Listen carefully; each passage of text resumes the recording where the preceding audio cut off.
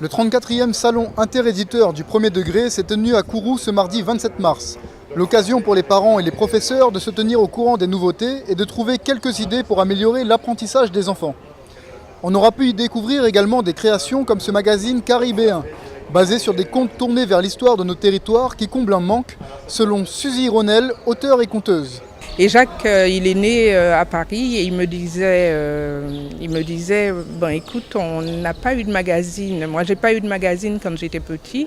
Je suis de parents originaires de la Martinique et j'ai jamais connu de magazine qui serait un magazine à nous.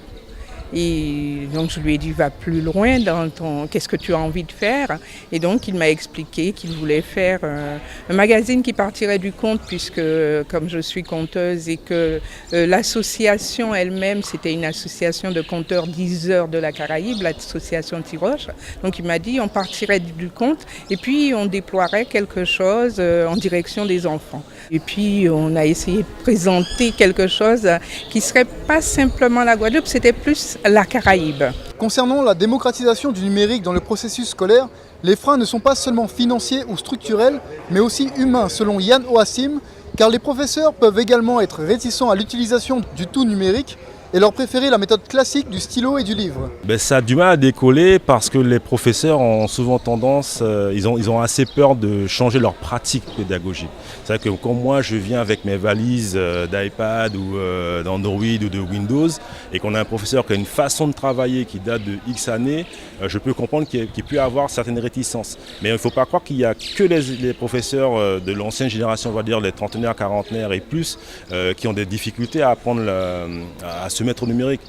Les nouveaux également, on peut rencontrer des jeunes d'une vingtaine d'années qui sont fraîchement sortis de l'université des SP, qui ont du mal à rentrer dans ce nouveau paradigme-là. Et je pense que c'est dû au fait que ce n'est pas présenté, ils n'ont pas eu accès à ce genre de technologie, à ce genre d'outils au cours de leur formation.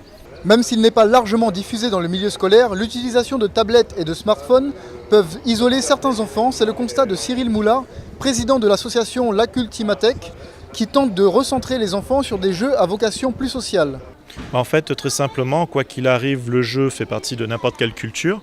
Et en tant que ludothèque itinérante, on met systématiquement en parallèle les jeux vidéo et les jeux de société. Donc de fait, on a notre public pour les jeux vidéo, là n'est pas le problème.